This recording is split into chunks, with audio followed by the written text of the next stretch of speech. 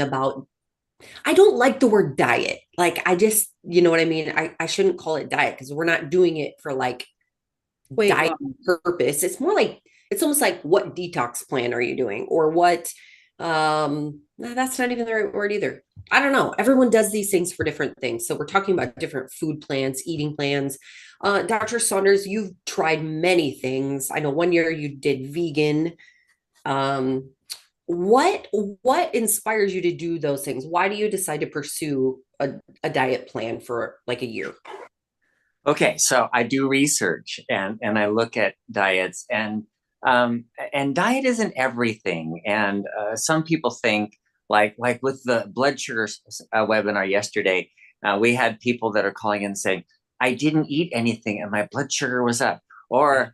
or "I didn't eat any carbs and my blood sugar was way high." And you know, as if to say that there's a one-to-one relationship between what you eat and what your blood sugar is, and that's not what it is at all. Hmm. However, I read a book called it's called Brain Energy, and Dr. Christopher starts with a P. And he explains in the book he's a Harvard psychiatrist, and he's talking about schizophrenia and bipolar disorder and clinical depression, anxiety, and he's saying, you know what, all of these things are helped by going on a ketogenic diet. So I'm like, wow, okay. I don't have any of those things. I don't have schizophrenia. I don't think. Shut up. No, you shut up. Okay. Uh, uh, the the uh, the idea, the reason I do it, that was your question, is why, is because I recommend it for other people. And people sometimes ask me, have you ever done that? So, you know, I recommended someone should do 2 weeks of fasting with bone broth. She goes, have you ever done it? I'm like, yes, as a matter of fact, I have. Yeah. And I've never done like 30 days, and I've had patients who've done like 30 days of water only and stuff like that. I've never done that kind of thing. Um, but uh, the ketogenic idea is kind of gelling inside my head now, and not so much a carnivore diet. And I told you about my friend that was doing a carnivore diet, Yep. um, but more of a ketogenic diet. I like the vegetarian keto diet, and the vegetarian diet is mostly vegetables. You're eating, you know, broccoli and cauliflower and spinach, and having salads, and putting avocados on it, and you know, all that kind of stuff, and nuts and seeds, some, and what you're not doing is meat and carbs, so grains and cereals and breads and all that stuff. But see, I'm going to try it. I'm going to try it. I'm going to measure my ketones and get up. And so I'm going to stay between 1 and 2 on the ketone monitor, between 1 and 2 for 90 days. That's my goal. So what will you do about fats? I'm just curious.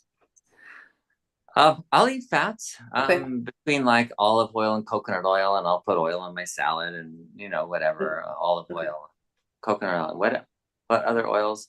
Yeah, and so since it's vegetarian, I'll have like cheese um and butter. And what do you put the butter on? Gosh, Everything. the only reason for Steak. bread, yeah, Steak. on your steak or That's yep. broccoli. Yep. Yeah. Everything. You'll put it on everything.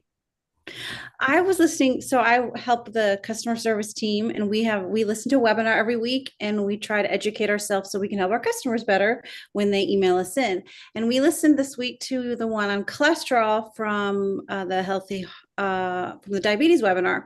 And you made a statement. You said meat has everything you need except for vitamin C, because you were talking about um, kind of seasonal eating. Like when apples are in season, you eat all the apples, and then they're out of season. So then you go kill a deer and you eat meat, and it has everything you need but vitamin C. Is that true? Can you really just eat meat and have everything you need? Well, yeah, and in fact, if you eat raw meat, you can get vitamin C too. So it's uh, For and sure. you do need some organ meats though. So you're gonna have to have some liver in there, and then yeah, you would pretty much get you would definitely get everything you need. Very interesting. Mm, for And sure. if you're feeling like you maybe can't do organ meats, I will just say I know Paleo Valley has their own Mhm. like encapsulated organ meats Mhm. that you can take. Which of course, and Dr. Saunders would tell you food is better, but those are good options if that's something you want to consider. So we're figuring we're playing around with our diets a little bit here, all of us, I think, and it's kind of fun. Just kind of fun to I like to call it body hacking, maybe, or some type of hacking. It makes it seem more fun just to see how well you feel doing certain things, eating certain things. I think the real trick to all of these different plants is really just getting rid of all the processed junk and the sugar, and all of a sudden you feel better. And, that's kind of the goal. So, which you guys, if you're on this webinar, you probably already know that because we've talked about this so much. And we talk about that on both of our webinars, this one, the Healthy Heart webinar, and our fixed blood sugar webinar. The diet meaning the food, the things that we take in, is really, really important in your health journey, along with stress reduction, physical activity, that kind of stuff. But um, okay, we're starting to get some comments coming in. Anne says, I am doing a carnivore diet and I have organ meat capsules. Awesome. That's Yeah. good to know. Where did you get yours, Anne? I'm curious. Lots of I've, people on here today. yeah, I've Great. taken organ meat capsules before. I didn't notice a difference. I don't know. Will it take, Mm, do you notice a difference if you take them, Dr. Saunders? I don't know. yeah. I don't know. Well, I see a lot of Um, friendly names from before. Sorry, yes. Wells from Tampa Bay. They've Hello. been they've been around a long time. Carter's little liver pills were Mhm. a big thing back in the 50s or 40s or something like that. So 100 years ago, they had Carter's little liver pills. Oh, and Anne got them from Dr. Mercola. Okay. Hmm. All right. Well, guys, we're excited that you're here on this episode of the Healthy Heart webinar. We are going to be talking about cardiomyopathy. And so this has come up a few times on our webinars, of course, but we want to dig into this, figure out what it actually is, and learn all the things from Dr. Saunders. So before we get started, just a reminder that Dr. Saunders is not your doctor. So please discuss anything that we talk about today with your doctor before you implement it. Dr. Saunders, let's go ahead and start this. Tell us, what is cardiomyopathy? Okay, so it's really simple actually if you break it down. Cardio means heart. Myo is muscle. Apathy is problem. So you have a problem with your heart muscle, and that's all cardiomyopathy is. And so it's not a disease, it's a problem. So you have a problem with your heart muscle. What could be all the problems with your heart muscle? Well, anything. Gosh, you could have inflammation in your heart muscle. You could have lack of nutrients. You could have toxin buildup. You could have infectious diseases. There's all kinds of viruses that can get into the heart muscle and cause a problem in the heart muscle and cause viral cardiomyopathy. Um, you could have blockages in your arteries and get a lack of blood flow to the arteries, causing a hypoxic cardiomyopathy, low oxygen cardiomyopathy. So, cardiomyopathy, all it means is there's a problem with the muscle of your heart. So, for example, Harvard did a study on the vax and said that they took 50 young men who got cardiomyopathy from that, and there were 150 who had it but didn't get cardiomyopathy, and they compared them. What the heck is the difference? Why did these get cardiomyopathy and these not get cardiomyopathy? And what they found was really interesting, that all their numbers were normal. They were the same, except for one thing. The ones that got cardiomyopathy had excess spike protein, and spike protein does damage to arteries. And so, because of the damage to the arterioles, the little teeny arteries that feed the heart, it's not the big arteries that you see like when they're doing a bypass surgery would be on a large artery, or actually medium sized artery to large. Or you see a coronary calcium score, which is also in the large arteries. We're talking about the little teeny ones, the arterioles that are microscopic, and they don't work, and so you're not getting blood flow to those areas of the heart, and it's like a lot of small areas, and it causes cardiomyopathy, which means the heart doesn't work very well. Now, this is really important because when you have cardiomyopathy, the heart doesn't work. So when you have like a myopathy in your, I don't know, calf muscle, let's say you injured your calf muscle, or you got a virus in it, or bleeding into your heart, your calf muscle, what do? You rest it. You just rest, and it goes away. Okay.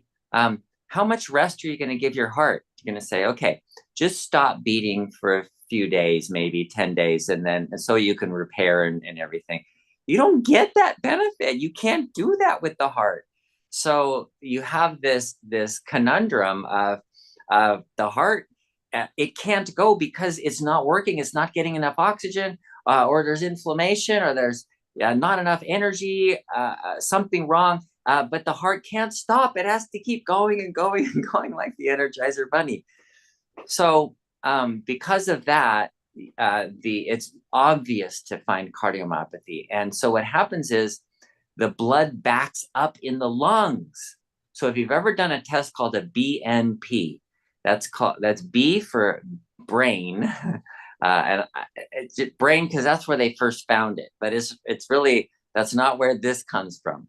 BNP, B-type natriuretic peptide. And what it does is when the lungs get extra pressure in them, they start making this protein. And so you can measure it in the blood. And as that protein level goes up, as there's more pressure in the lungs, the protein level goes up. And so if your heart is backing up, and because the lungs are the low pressure field of all the arteries, and then so going out to your body is where the high pressure is, well, relatively high pressure, and so it backs up because your heart can't pump it to the body enough, so it's backing up in the lungs, and the lungs are getting extra pressure in them, and then they start filling up with water, and then they get the BNP levels up, and then you go to that cardiologist says, you have heart failure. But here's the problem. Most cardiologists won't look for why you have heart failure. They're not going to ask if your CoQ10 levels are right, or if your L-carnitine levels are high enough, or if you have a problem with D-ribose or a mitochondrial deficit. They're not going to ask if you have mercury or lead poisoning. They're not going to ask if you have a viral cardiomyopathy unless you have chest pain or something. So the why is not often searched for. So it's important that everybody understand cardiomyopathy, that there are a lot of different reasons, and it's important to know why. Because if your problem is a lack of coenzyme Q10 and you're supplementing magnesium, that's not going to work. You actually have to supplement the one thing that's missing. And if you don't know what's missing, you can just throw everything at it. That's what a lot of people do. Just like take everything, one of each.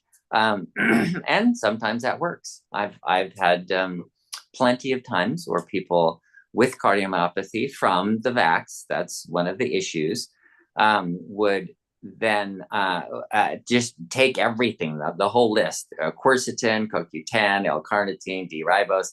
They have this whole list of things on the FLCCC website, and they just do it all. But if you don't know why it is, if it's not obvious, if you don't know what the inciting event is, or if it came on very gradually, gosh, you're going to want to know why. Why is my heart failing? Why is the muscle failing? Why am I not getting enough energy? Or is there inflammation? What's going on here? And that's the next step for cardiomyopathy, is to find out why. Oops. My Anne said my mom got cardiomyopathy from smoking. That's interesting. That would be not a primary cause. That would still be a contributing factor, but not causative, likely. Okay, interesting. I'm just going to read a couple things that have already come in. This, I can't see who this is. Oh, Paul. Paul's been diagnosed with AFib. And how is that? What is AFib? And what should I do instead of Eliquis? So that must be the drug name. Yeah. So Eliquis is a blood thinner. And if you have an issue with Eliquis, then there are other possible types of blood thinners. If you have atrial fibrillation, it's probably a good idea to take a blood thinner, but that's not going to help your atrial fibrillation at all. All it does is hopefully decreases your risk of getting a stroke because of clots that can form in your atrium, because the atrium isn't pumping the blood out because it's fibrillating. That's what atrial fibrillation is. So then the clots can form in there because the blood just kind of pools in there. And then those clots can break off or get out, and then they go into your circulation. And 20% of them will show up in your brain because 20% of your circulation goes to your brain. And then that's where the stroke comes in. So in order to prevent that from happening, you're given a blood thinner so that you don't form the clots in this atria that's fibrillating. And so if Eliquis is a problem, then there's Xarelto. There's don't think of Coumadin. I don't think anybody's using Coumadin anymore. But aspirin, and then some people do a natural way. And if you want to know a natural way, there's a book called Reverse Heart Disease Now by Stephen Sinatra. He's a cardiologist in New York. Wrote this book. And it's pretty good. He's got several books out on the heart, on reversing heart disease naturally. So those are other options that you could do. So then what is atrial fibrillation? Well, I told you, it's the atrium is the small little chamber in the heart. Instead of beating, so normally it's actually a pretty cool system. The heart relaxes, and in the process of relaxing is not it's not like using the muscle. So what happens is the heart relaxes, the blood fills in from the lungs, and then the atria, what's called the atrial kick, actually contracts to fill up the rest of that ventricle. So you get a full ventricle, and then it can pump out 70% of the blood, and then that goes out into the circulation. So that's how the atrium works. If it's fibrillating, then it doesn't happen. Then it just fills passively. The ventricle fills passively, and may not fill up all the way, but you're still going to get adequate circulation. So the next question, so that's what atrial fibrillation is. Why does that happen? Why doesn't it contract like it's supposed to? And the reason is a lack of energy. Energy is required for those cells to work in conjunction with each other.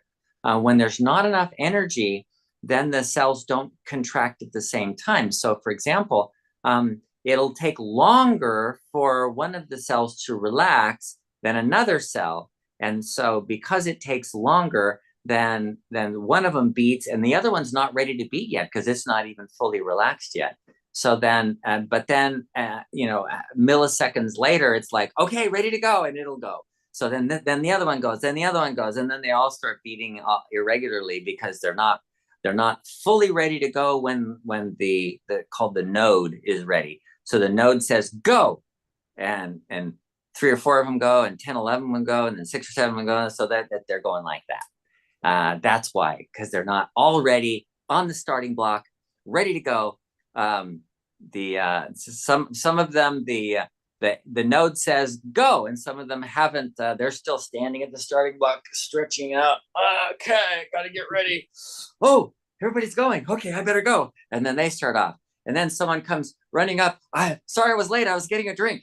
And then they come up to the starting blocks, and then they go up. And so all the runners are going around the track at different times. And that's what your atrial fibrillation is. So it does that because there's not enough energy, that each one is kind of waiting to get enough energy to relax. And it takes milliseconds to relax. And so, you have a second between beats, and you're talking thousandths of a second for it to relax. But some of them are taking longer because there's not enough energy, not enough ATP. So that's where the problem lies. Very interesting. That's a great description. We'll have to use that somewhere, I think. We just did. What are you talking about? Well, yeah, you're right. You're right. Anne said that my neighbor died of a myocardial infarction 1 year after getting that vax. So sad. Yeah, 1 year. You never know. I had a friend of mine 2 days after it. And what's really interesting, you guys, was I was in the coroner's office, and the coroner said, so they had somebody that had that, and so the medical examiner who determines the cause of death did a full autopsy and said, okay, this was due to the V. And so they put that on the death certificate, and the office sent it back to them and said, you can't put that on the death certificate. We're not allowed to do that. So they had to make something up because there was no other cause of death. You just, like, the world is weird today. Oh, yeah. I hear a lot of those stories. Okay. Let me see here. This is a good question. Anonymous says, what condition causes a person to need a cardiac pacemaker? Oh, good question. Okay. So sometimes that node that has the starting block, that it's saying ready, set, go, and fires the pistol. Sometimes it's like really slow, and again, it's due to a lack of energy. So you have this node firing, and it's keeping everything going together, but it's going really slow. And then, if their heart's too slow, they stand up and they go, whoa, I'm getting really dizzy every time I stand up. Or I'm walking, or I get hot, like I'm walking up a hill and I get dizzy and ready to fall over. And so you go to the cardiologist and they put one of those little buttons on, and you just wear the button. And when you get dizzy, you push the button, and they're recording your heart rate during this whole time, like 2 weeks. And so they go, look, you push the button every time your heartbeat slows down. So you need a pacemaker. And a pacemaker is an electrical device. It just has a little battery, and all it does is just shocks that little node of the heart. So the battery has wires, and the wires just go to the node, and they got a little gap between them, and they go shock. Okay, boom. Then the heart beats. And then so it's a reminder to the node to go a little faster. Okay, come on, go, pick up the pace. And that's why it's called the pacemaker. It actually makes the pace. Very good. Okay. I think we had some questions about fatty liver. Someone had said, what is the best diet for fatty liver? The best diet for fatty liver is don't drink alcohol, don't eat anything with fructose in it. And that's fructose meaning any kind of fructose, which means sucrose, which is half fructose. It means no agave nectar, no coconut sugar, no honey. Honey is half fructose. So, it could be totally natural, but it still has a lot of fructose in it. So you have to avoid fructose altogether, avoid alcohol altogether. And that would pretty much get rid of 90% of fatty liver. Interesting. Okay. Claire had said that she was diagnosed with fatty liver and she doesn't drink, smoke, or do drugs, eats healthy, vegetarian. And so she was wondering how to overcome this. Okay.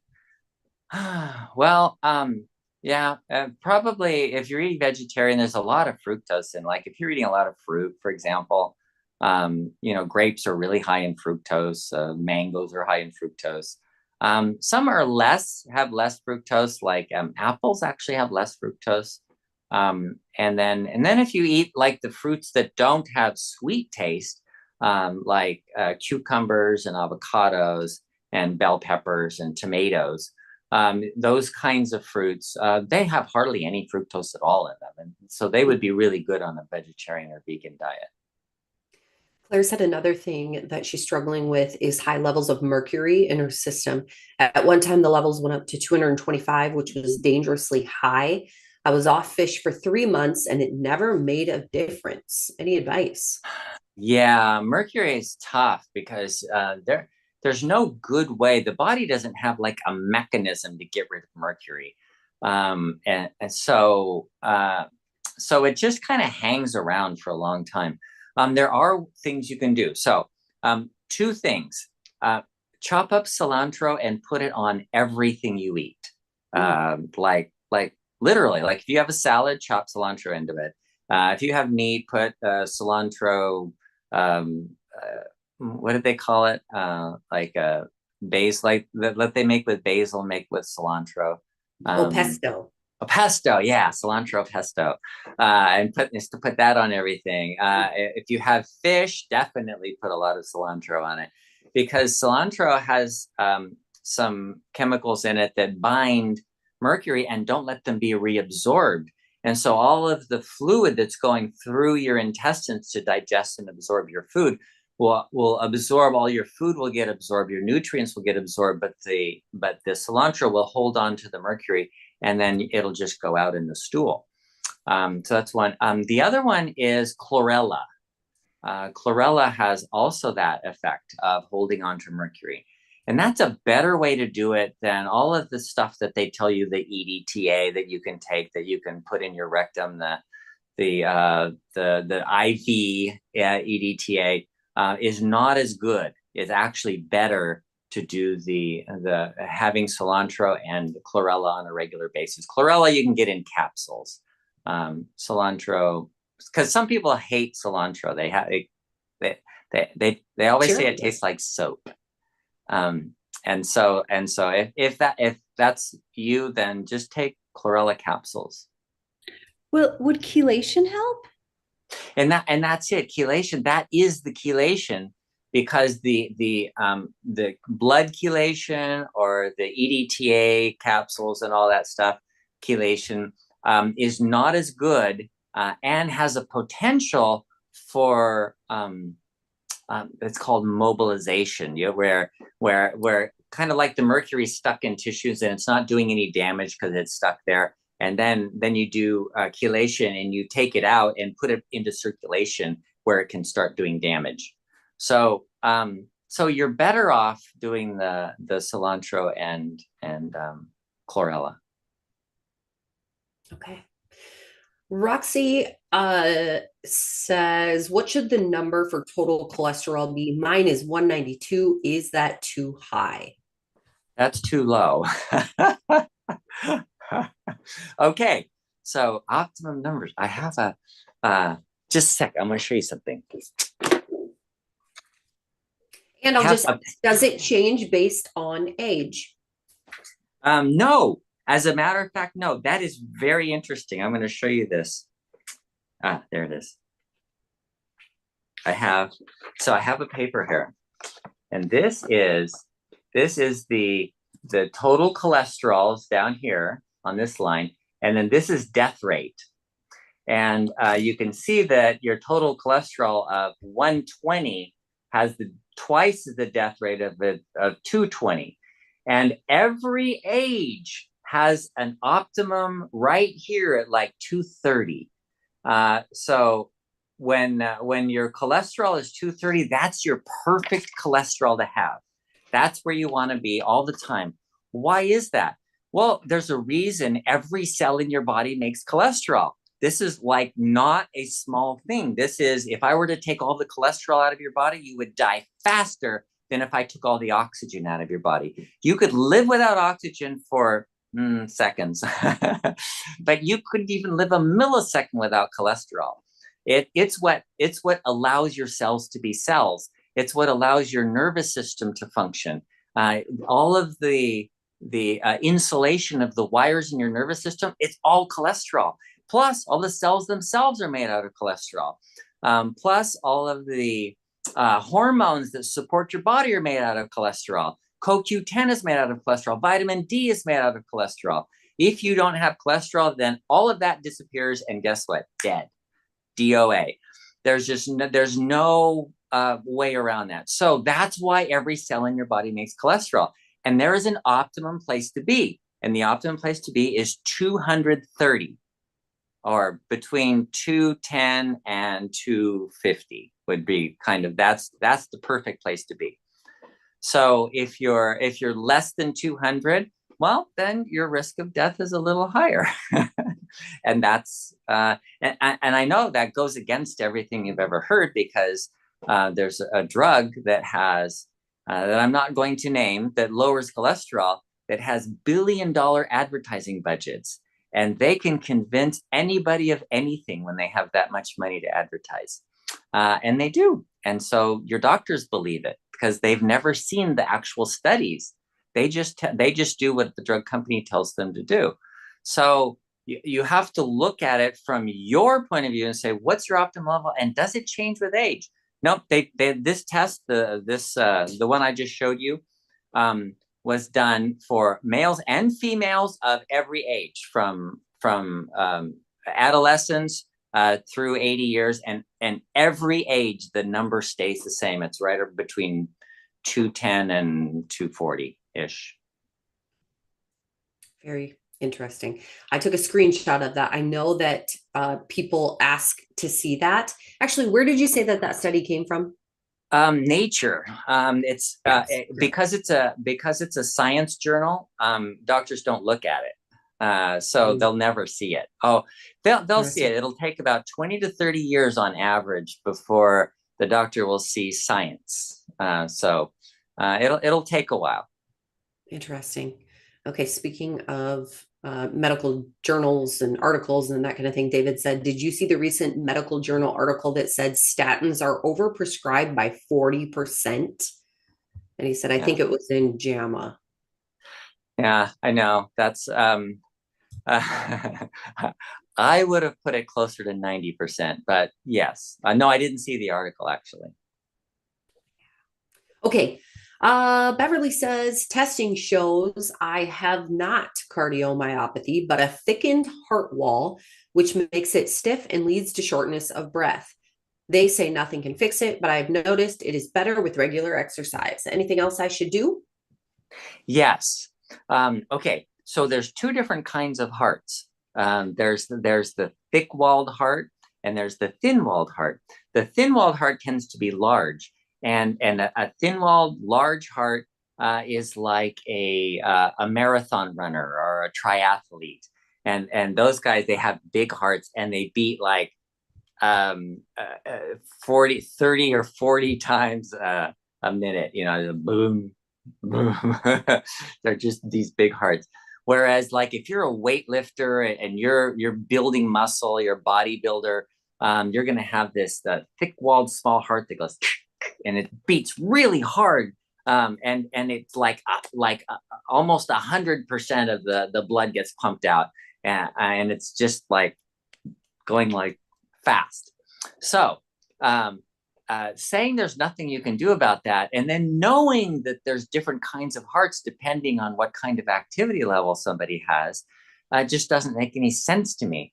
Because if you have a thick-walled heart and you want to make a more thin-walled heart, then you start doing cardio type exercises. And that would mean like running, jogging, bicycling. But you're not going to just do it for 5 minutes. You're going to go out and run a significant distance, like a few miles, like do a 5K or a 10K kind of thing. And when you're bicycling, you're not going to just bicycle around the block. You're going to be going a 10-mile or a 20-mile bike, that kind of thing. So, and it's not something you should do right away, but the point is that you change your heart as you build up your exercise tolerance to that. So when you get to, running 5 or 10 miles, when you've exercised up to that, what you'll find is you have a larger, thinner walled heart that's very efficient um, at being able to get circulation for long periods of time. So that's why the heart is plastic. It's not static. So yes, you can change it. Okay. Terry says my husband passed last year at 86. At 47, he had 5 bypass, and in his late 70s to death had 5 stents implanted. After his bypass, he was told no organ meats, low fats, etc. Statin drugs for years. My son is diabetic, turning 50 next week. Doctors put him on statin drugs. Are there supplements he should be taking? Well, probably not supplements. I think if diabetes, for example, would be an issue, and that's an energy problem. So I think fixing the metabolism would be the one thing to do. So rather than supplements, rather than statins, rather than drugs, fix the metabolism, and that would be probably the most reasonable thing to do. So maybe checking out the fixed blood sugar webinar, Yeah, using the solution kit. yeah. I had somebody with heart disease. He came in with the print version of the reverse heart healthy heart solution kit.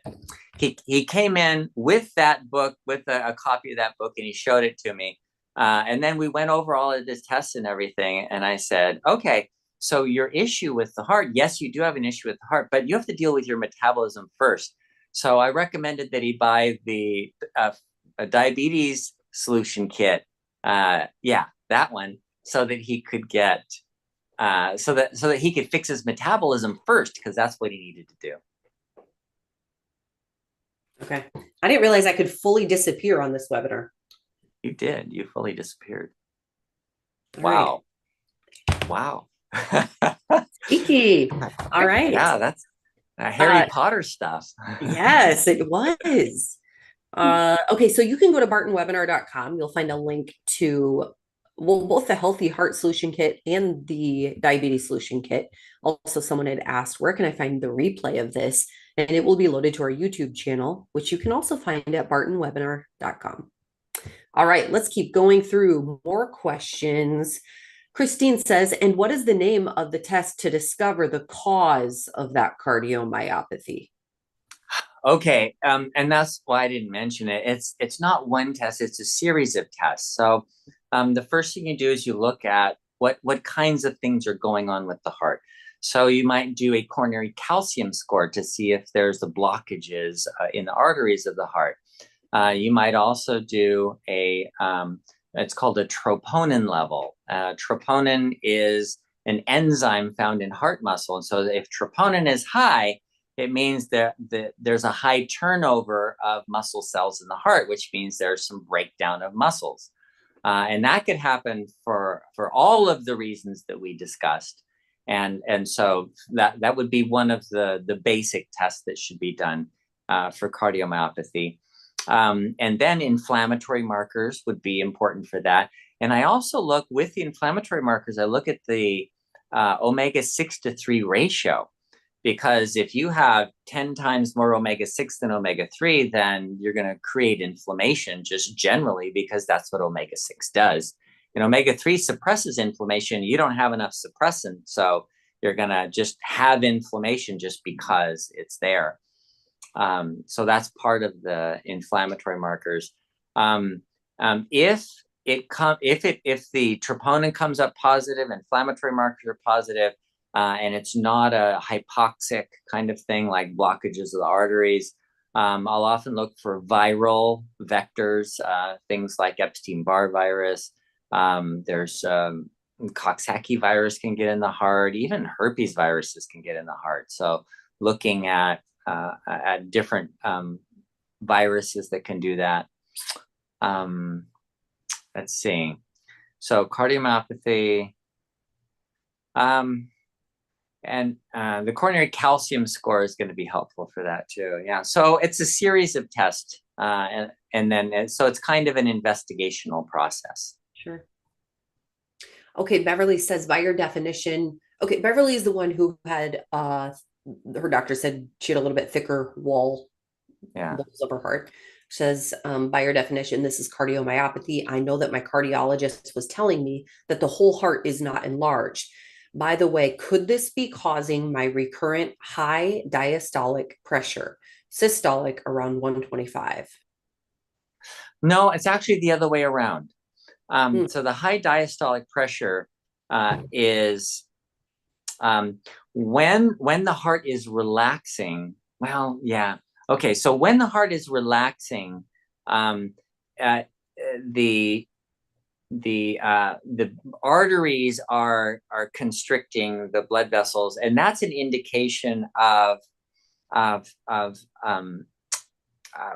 adrenal problems. So your adrenal hormones, the epinephrine, norepinephrine ratio is off, and cortisol levels, they cause constriction of blood vessels. So they tend to be hard. You tend to have a higher diastolic for that. But that higher diastolic also can contribute to the thickness of the walls of the heart. And systolic does that usually, thickness of the walls. So the stress that's involved doesn't have to be physical stress. Like I said, with working people who are bodybuilders tend to get thickened walls heart, but other stressors can do that too. With the high levels of adrenaline, epinephrine, norepinephrine, and cortisol. All right. Robert says, how to reverse cardiovascular disease without meds. Okay, that's what this is all about. That's like the whole thing. And that's why we wrote a book on it, because there's like a list of things to do. Make sure you eat good food, get enough fiber in your diet, make sure you're getting exercise, decrease your stress levels, and get enough nutrition, get proper nutrition. So it's a program for reversing your heart disease. That is funny. It only picks up on faces. Yeah, that is funny. Okay, but that's what the Healthy Heart Solution Kit looks like. Again, you can find that at bartonwebinar.com. I'll have to take that off in order to show that, but that's what we're here for. That's what we talk about in the book, and yeah, everything he said. Okay, Lily says, is that 230 for total cholesterol? Yes, that's total cholesterol. So 200, 210 to 240 is the optimum range for total cholesterol, right? Okay. Hilda said, I had triple bypass 2 years ago. For the last 2 months, I have had shortness of breath, so I had a lot of tests. My results were all normal. We have had a lot of heat, rain, and humidity. I was reading Cleveland Clinic Heart Advisor, and an article titled High Heat and Humidity Can Wreak Havoc on the Heart. Would you please explain? Okay. High heat, when you're in a very hot environment, the blood vessels dilate, and the dilation of the blood vessels slows down the return of the blood to the heart. So your heart has to circulate more blood because there's actually more blood in your veins and your arteries, for that matter. So you can drop blood pressure from that. Some people get dizziness when they get hot, or it's hot outside, and humidity doesn't allow you to get rid of heat. So your body tends to heat up, and that extra high body heat causes dilation of blood vessels, and then a drop in blood pressure. And the drop in blood pressure decreases the blood flow. We think of like a high blood pressure, 150 or 200 or something like that, and we go, wow, that's really high. but if you look at, what do these numbers really mean? Let's put it into perspective. So when you pump up your car tire, you put what, 30 to 40, between 30 and 40 pounds of pressure. That's pounds per square inch of pressure in a car tire. Bicycle tire is going to be even more. They might be 60 or 70 pounds of pressure in a bicycle tire, depending on how big they are. The smaller the tire, the higher the pressure per square inch. And now we're talking about these little teeny arteries. What's the pressure in pounds per square inch in the arteries? It's like 4 to 5, or if it's really high pressure, it could be 6 pounds per square inch. So just to give you an idea, we're not talking about a lot of pressure here. So when you drop the pressure a little bit, you've decreased like circulation really easily. You can decrease, and that's where the dizziness and palpitations of your heart and all that come from. Would that even be associated with a barometric pressure too? Yes, it can be. Circulation is definitely affected by barometric pressure, because, well, I don't know the numbers, but the barometric pressure does affect your circulation. I hear people get migraines sometimes, I think, based on that pressure. So, and that's a circulation thing too. So, very interesting. Claire says, what do you recommend for an overactive bladder? I'm afraid to drink, especially when I'm going out or traveling. Okay. So find out why your bladder is overactive. Sometimes it's an autonomic nervous system dysfunction. And so the activity of the bladder is the parasympathetic nervous system.